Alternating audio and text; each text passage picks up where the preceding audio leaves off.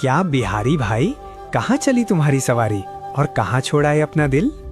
दिल तो पागल है, दिल दीवाना है, दिल का क्या है कहीं भी लग जाता है। इसलिए अब मैं तो चला अपना दिल दूसरे गांव में लगाने, इस गांव में मेरा दिल तोड़ दिया है। अच्छा, ऐसा क्या हुआ? तुम तो यहाँ बहुत मुनाफा कमाते थे, अचानक यहाँ से जाने का फैसला क्यों कर लिया तुमने?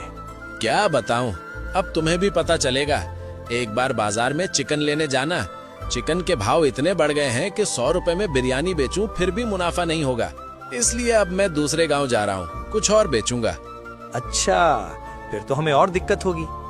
अब तो हम तुमसे भी सस्ती बिरयानी बेचते थे। अब पता चलेगा तुम्हें कि बिरयानी महंगी ही बेचनी चाहिए। चलो, मैं तो चला। क्या हुआ, तुम्हें मेरे बेटे के लिए कोई काम मिला कि नहीं? हाँ, मैंने हमारे बेटे के लिए काम ढूंढ लिया है। मैंने एक आदमी से बिरयानी कैसे बनाते हैं ये सीख लिया है। अब मैं इसे बता दूंगा और कल से ये गांव में ठेला लगाकर बिरयानी बेचेगा। क्या कहा तुमने? मेरा बेटा बिरयानी बेचेगा? क्या तुम पागल हो गए हो? बिरयानी बेचना तो ठीक है, लेकिन ठेले पर इतनी धूप में मेरा बेटा ठेले पर बिरयानी नहीं बेचेगा। लो बताओ, अब मैं काम ढूंढ कर ला दिया, फिर भी तुम अपने बेटे को काम करने नहीं दे रही हो। अब क्या इसके लिए ढाबा ढूंढ कर लाऊं?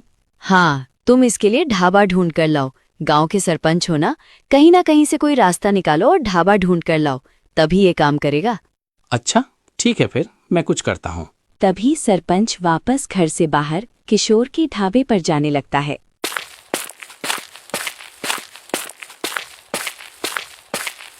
आओ आओ सरपंच जी, लगता है मेरी बिरयानी आपको बहुत पसंद आ गई है।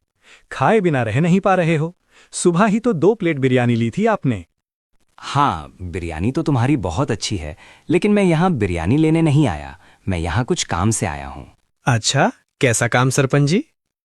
तुम्हें शायद पता नहीं होगा, लेकिन तुम्हारा ढाबा जो जमीन पर है, वो जमीन तुम्हारे पापा ने मुझे गिरवी रखी थी। अगर तुम्हें ये ढाबा चलाना है तो तुम्हें तुम्हारे पापा के पैसे 1 महीने में देने होंगे, वरना ये ढाबा मैं ले लूंगा। मुझे तो ऐसा कुछ नहीं पता, मेरी मम्मी ने भी कभी ऐसा कुछ नहीं बताया। वैसे सरपंच जी, मुझे कितने पैसे देने होंगे? ज्यादा नहीं, तुम्हारे पापा ने 30,000 लिए थे, लेकिन तुम्हारे पापा अब नहीं हैं, तो तुम 25,000 दे देना। 1 महीने बाद मैं वापस आऊंगा, तब तक सारे पैसे तैयार रखना। अब मुझे 1 प्लेट बिरयानी दे दो, पैसे 25,000 में से काट लेना। तभी सरपंच बिरयानी लेकर चला जाता है। किशोर, ये सरपंच क्या कहकर गया? ये जमीन तुम्हारे पापा के नाम पर नहीं है अभी? मुझे नहीं पता दोस्त, मेरे पैदा होने से पहले ही मेरे पापा चले गए थे और माँ ने तो कभी ऐसा जिक्र नहीं किया कि ये जमीन पापा की नहीं है। फिर चलो तुम्हारी माँ से बात करते हैं, शायद वही अब सब सच बता पाए। नहीं दोस्त, माँ अभी बहुत खुश है कि हम दोनों काम कर रहे हैं। मैं उन्हें दुखी नहीं कर सकता। हमारे पास 1 महीना है, हम सरपंच के पैसे चुकाकर माँ को ये जमीन गिफ्ट दे देंगे। शायद माँ ने इसलिए नहीं बताया क्योंकि वो हमें टेंशन नहीं देना चाहती थी। हाँ, सही कह रहे हो, इससे माँ भी खुश हो जाएगी। पर किशोर, चिकन के दाम तो आसमान छू रहे हैं, हम 1 महीने में मुनाफा कैसे कमाएंगे? ये तो सोचने वाली बात है। चलो माँ से पूछते हैं कि चिकन के अलावा हम किसी चीज से बिरयानी बना सकते हैं क्या? तभी दोनों घर जाने लगते हैं। माँ, हमें वापस आपकी मदद चाहिए।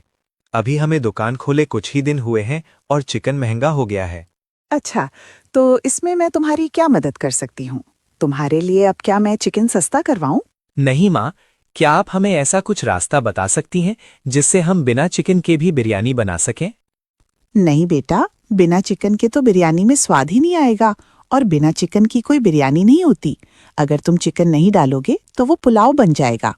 माँ, फिर हम क्या करें? मुझे अपनी बिरयानी गांव वालों को सस्ती ही बेचनी है। फिर तो तुम अपनी बिरयानी में आधा चिकन डालो और आधा आलू डालो। देखना, लोगों को बहुत पसंद आएगा। आलू ऐसी सब्जी है जो हर किसी के खाने का स्वाद बना देती है। ये तो अच्छा आइडिया है माँ, ये आइडिया मुझे नहीं आया। अब हम कल से चिकन आलू बिरयानी बेचेंगे, जिसमें थोड़ा चिकन और थोड़ा आलू होगा, और आलू तो सस्ता ही है। तभी अगले दिन किशोर और उसका दोस्त चिकन आलू बिरयानी बनाने लगते हैं और चिकन आलू बिरयानी बेचने लगते हैं। तभी गांव के 2 लोग वहां पहुंच जाते हैं। भाई, हमने सुना है कि चिकन महंगा हो गया है, तब तो तुम्हारी बिरयानी भी महंगी हो गई होगी, है ना? नहीं भाई, हमारी बिरयानी का दाम वही है। बस हमने अब बिरयानी में थोड़ा चिकन और थोड़ा आलू मिला दिया है और स्वाद में भी बहुत अच्छा है। हाँ, शायद तुम्हें पता नहीं है, पर गांव में जब कोई बिरयानी वाला नहीं था तब लोग आलू डालकर पुलाव खाते थे, और तुम तो फिर भी आलू के साथ चिकन दे रहे हो। देखना, तुम्हारी दुकान बहुत अच्छी चलेगी। हाँ, भगवान करे तुम्हारी बात सच हो जाए और मेरी दुकान खूब अच्छी चले।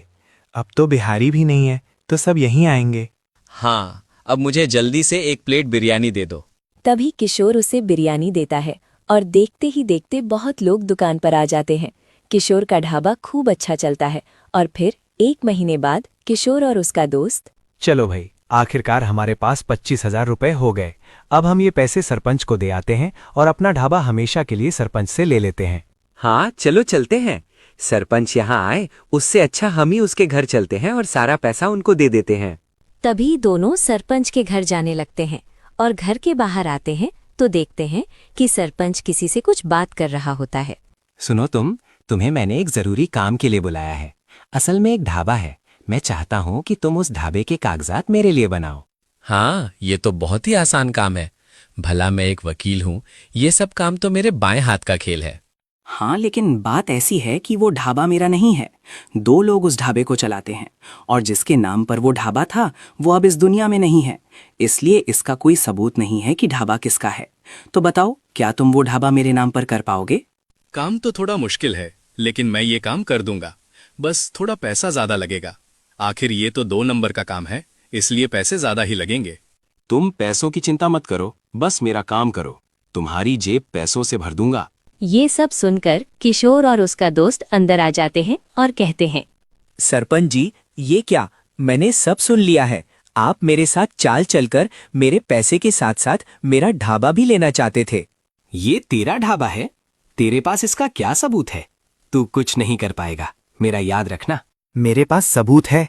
मेरी माँ ने मुझे कभी ऐसा नहीं कहा कि मेरे पापा कर्ज में डूबे हुए थे। इसका यही मतलब है कि ऐसा कभी था ही नहीं। और देखना, मेरी माँ के पास उस जमीन के कागजात भी होंगे। तुम दोनों की खैर नहीं, मैं पुलिस को बुलाता हूँ। रुको तुम दोनों। पुलिस का नाम सुनकर वकील तो वहां से दुम दबाकर भाग जाता है और सरपंच अपने हाथ जोड़ लेता है। नहीं बेटा, पुलिस मत बुलाना। मैंने झूठ कहा था सब। मैं तुम्हें कभी परेशान नहीं करूंगा और ना ही तुम्हारे ढाबे को छीनने की कोशिश करूंगा। तुम बस मुझे माफ